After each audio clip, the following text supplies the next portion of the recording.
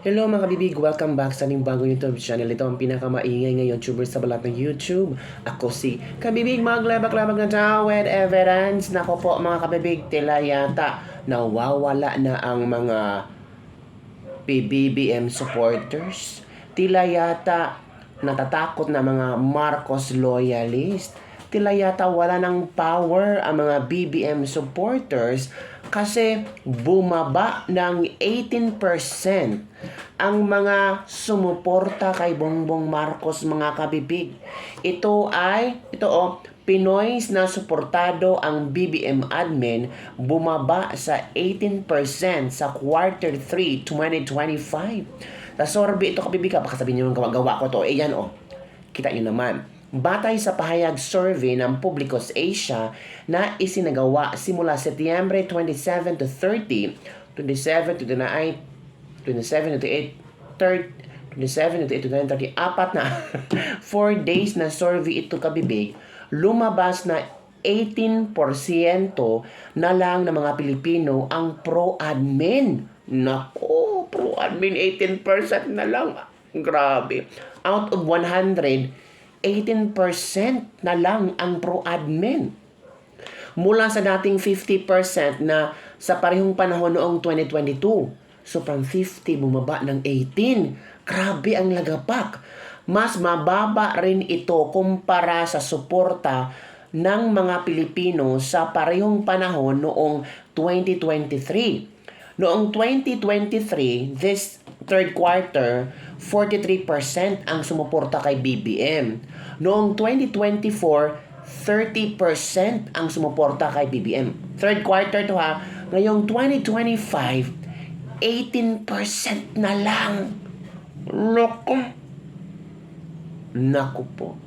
Matatandaang nasa 15% ang suporta ng mga Pilipino sa administering Marcos Jr. noong first quarter ng 2025 at 21% naman sa second quarter ngayong taon. Naku my God. First quarter this year, 15%. 15%. First quarter. Tumaas ng second quarter, 21%. Ngayong third quarter, 18% na lang. Uy, grabe. Grabe yung paggalagapak. Isinagawa ang survey sa 1,500 respondents kasabay sa lumalalang kontrobersya ng multi-billion pisong flood control scam sa bansa. Noong 2023, 43% ang pro-BBM. 2024, 30%. Ngayon, 2025, 18%. Grabe! Ang daming anti-BBM ngayon, di ba? I think so mga kabibig. Pero sabi na isa netizen, ako fake news yan. Wala, fake news daw ito kabibig. Publicos Asia ang fake news. Ito kabibig. Ito na ang susunod. Ito na. Batay sa pahayag survey ng Publicos Asia, tumaas ang mga anti-BBM admin. Tumaas sa 43% sa quarter 3 ng 2025. Nako. 43% ang anti-BBM, 18% lang ang pro-admin. Nako po. Lumabas na tumaas sa 43% ang mga Pilipino na anti-administration mula sa dating 20% sa parehong panahon noong 2022. Ayon sa pahayag survey, mas mataas din ito kumpara sa anti-administration rating na natanggap ng Administrasyong Marcos Jr. sa parehong panahon noong 2023. Noong 2023, third quarter, 23% ang anti-BBM.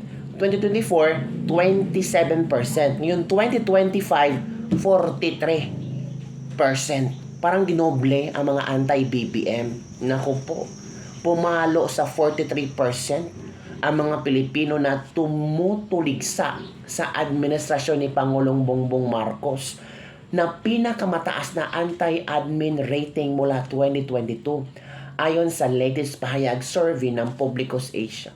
Naku po, parang ang sakit naman yung pakinggan. At magkano? 43% ang mga galit kay BBM. Naku po mga kabibig. Ano kaya ang reaction ng mga netizen? 43% lang Baka 99.9%. Uy, grabe naman. BBM extend for 20 years daw for good leadership, economic genius. Paano? Ano? Good leadership, economic genius. Ibinabaha pa nga tayo. May problema sa flood control. Tapos good leadership. Feel ko troll to. Mali ang survey. Baka 90% na ang patunay niyan. Kahit saan magpunta, wala naman lang pumansin, unlike sa mga ibang presidente na tuwang-tuwa ang mga tao pag makita ang presidente. Oo nga, no? Nung pumunta si BBM sa Cebu ba, wala talagang pumansin sa kanya. Pati mga bata, dapat sana, pag bata, feel ng bata, secured sila pag nandiyan ang presidente. Pero wala ka, BBM. Sa Cebu, parang tinitingnan lang si BBM na kung, sino ka? Anong ginawa mo dito? Anong gagawin mo dito? Parang ganun ka, BBM. Ang Pulse Asia ang nagmamayari ni Bongo daw ay naging Publicos Asia na pala ngayon binago dahil walang tiwala ang mga tao sa survey o ang iba hindi aniwala sa survey na ito na marami pa din daw ang pro-admin. Ito Publicos Asia, kaalyado niya ni Dutae, huwag kayong maniwala. 43% ang mga grabe nakakahiya na si Bongbong Marcos. Ito pa. Gawin mo ng 100% para lang malaki ang ang mga tao. Ang tanong, may plano pa na ba kayong tumulong sa mga salanta kahit konti lang? Ito yung kabibig, Kahit kailan hindi babango yan si BBN, hindi babango at babangon ang kanyang survey. Yan ko. Saan ka ba nag-survey 70-year-old na gurang? Ayun na nakakapibig. Lumabas na ang mga komento ng mga netizen. Real talk niyan, gusto ng mga Pinoy ang magnanakaw. Hindi nating maging number 1 corrupt government in Southeast Asia. Tatlo lang tayo nakakahiya kaya dapat magboto pa tayo ng mga magnanakaw, sabi ni Glenn Cal. It is one right to criticize the BBM administration. It's part of democracy. However, removing him through means outside the law is another thing. Hindi kami maniniwala sa survey kasi si BBM lang ang magaling. Well, ganun talaga may mga pro-BBM, may mga anti-BBM. Pero ngayon, tumaas ang mga anti-BBM 43%. Ang malapit na talagang mag 50% na almost all the Filipinos don't like BBM or anti-BBM admin. Ang sakit naman niya. Natural sa dami at laki ng pondo na pinamimigay para maalis siya sa Malacanang at mawala ang atensyon sa taon ng branch control na matutumbok na kung sino talaga ang may pasimuno nito. Wala. Hintayin na lang result 2028 kung sino talaga ang hawak ng renda ng Pilipinas. Imposible yan. Dapat 100%. Ala. Hindi totoo yan. Ghost survey na po yan. Magaling si BBM. Bayaran yan. Marami ang mga pro-BBM admin ngayon. Pero pag tinan ko ito Rogelio Tabay, yun natin. In fairness, love na love si BBM. So yun kabibig ang ating mga latest trending news ngayon kung saan grabe mga kabibig bumaba talaga ang mga pro-BBM at tumaas ang mga anti-BBM or ayaw na gobyerno. Ikaw kabibig, manood ka sa video ko. Ano ka? Pro-BBM or anti-BBM? Kasi yung pro-BBM, 18%. As in, bagsak talaga. Lagapak talaga to the max. Ang mga anti-BBM, dumadami sila, 43%. Imagine mo yun. Ilan ba yung mga respondents? 1,500 respondents from September 26, 27 to 29, 30, 4 days na kabibig. 4 days na survey ito. At doon nalaman talaga na gayon, yun ang resulta kabibig.